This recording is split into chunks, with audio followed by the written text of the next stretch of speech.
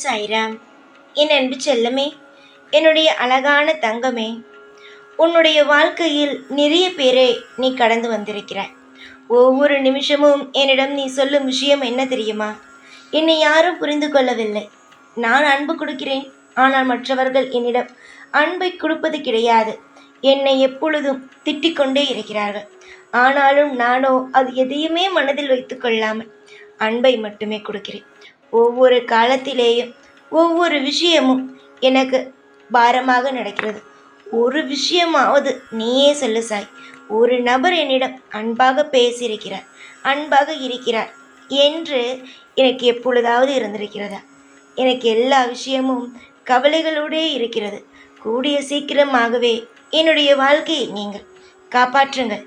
எனக்கு உண்மையான ஒரு அன்பு வேண்டும். ஆனால் இதுவரைக்கும் உண்மையான அன்பு என்று ஒன்றை நான் பார்க்கவே இல்லை. உனக்கு ஒரு விஷயத்தை மட்டும் சொல்கிறேன்.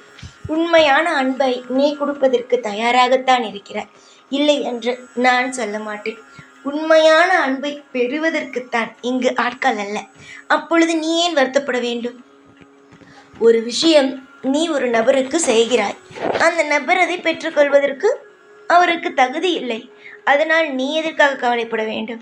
நீ கவலைப்படக்கூடாது தானே? அவன் செய்த வினைக்கு அவன் உன்னை விட்டு விட்டு போகிறான். உண்மையான அன்பு கொடுக்க அவனுக்கு தெரியவில்லை, உண்மையான அன்பை பெறுவதற்கு அவனுக்கு வாய்ப்பில்லை. ஒரு விஷயத்தை அதிகமாக போட்டு குழப்பாதீர்கள். நீங்கள் தேடும் இடத்தில் அன்பு கிடைக்கவில்லை என்றால் அது உங்களுடைய தவறல்ல, அது மற்றவனுடைய தவறு. உங்களுடைய உண்மையான அன்பை அவன் விட்டுவிட்டு மிகப்பெரிய ஒரு நஷ்டம் அடைய போகிறான் என்றுதான் அர்த்தம். அதற்கு உதாரணமாக ஒரு விஷயத்தை சொல்கிறேன். ஒருவன் கடல் பக்கம் நடந்து கொண்டிருந்தான். அங்கு ஒரு கல் இருந்தது. அந்த கல்லுடைய மதிப்பு மிக பெரிசு, விலை மதிப்பில்லாத ஒரு மிக பெருசு.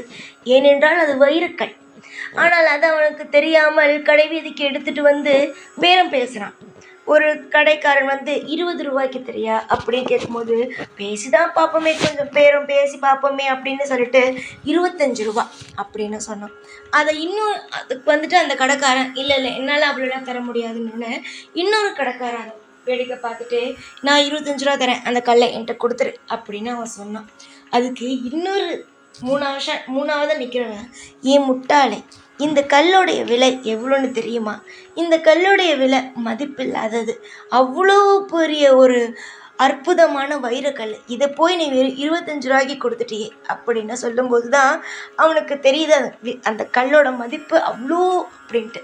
அதே மாதிரி தான் நீ கையில் வச்சுருக்கும் போது உன்னுடைய மதிப்பு யாருக்கும் தெரியாது.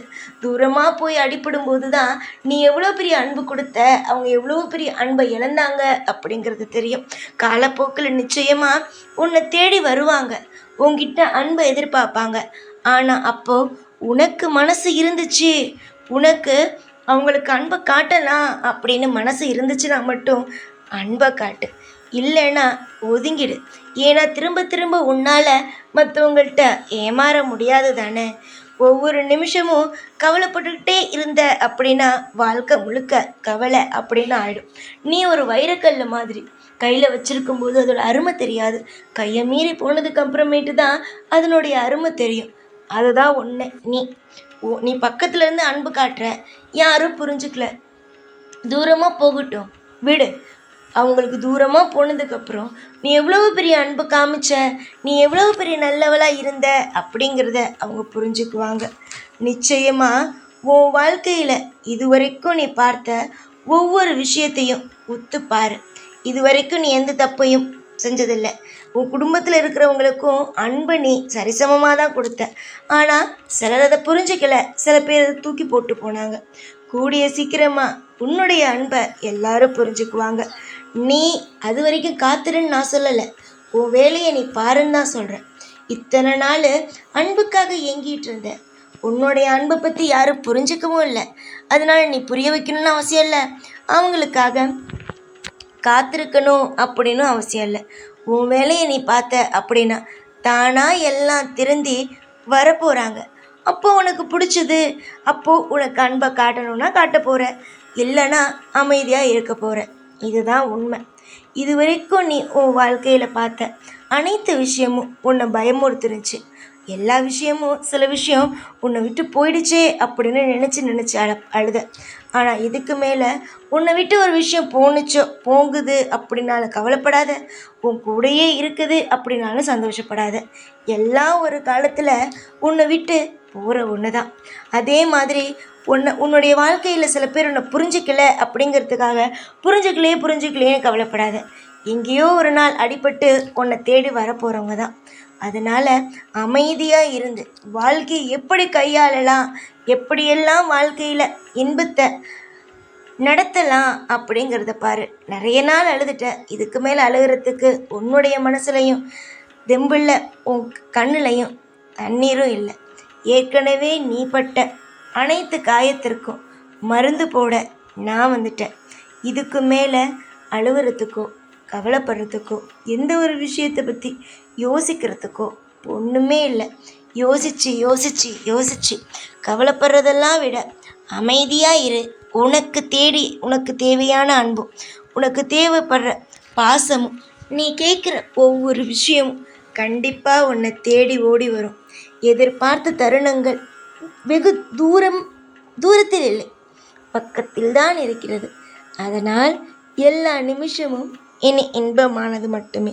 துரோகங்கள் காலம் முழுக்க துரோகங்கள் தானா எனக்கு என்று நினைத்து கவலை வேண்டாம். உன்னுடைய வாழ்க்கையில் கஷ்டப்படும் ஒவ்வொரு விஷயங்களும் எனக்கு தெரியும்.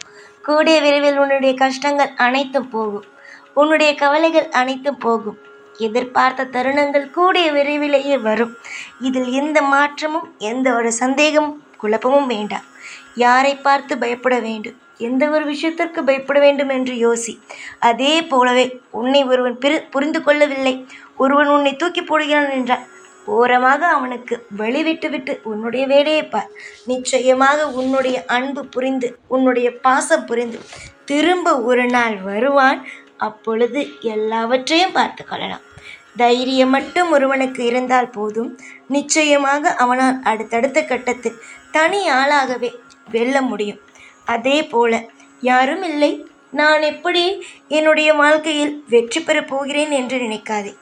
உன்னால் தனி ஆளாக இருந்து ஜெயிக்க முடியும். ஒவ்வொரு நிமிஷமும் உனக்கு ஒவ்வொரு விஷயத்தையும் சொல்லிக் கொடுத்து நான் உன்னை அடுத்தடுத்த கட்டத்திற்கு அழைத்து செல்வேன். தைரியமாக இரு. எதையும் நினைத்து கவலை வேண்டாம். எப்பொழுதும் எல்லா நாளும் உன் கூடவே இருப்பேன். மறந்துவிடாதே, சாயை நம்பியவர்கள் எப்பொழுதும் கைவிடப்பட மாட்டார்கள். சாய் எப்பொழுதும் உன் கூடவே இருப்பேன். ஓம் சாய்ராம்.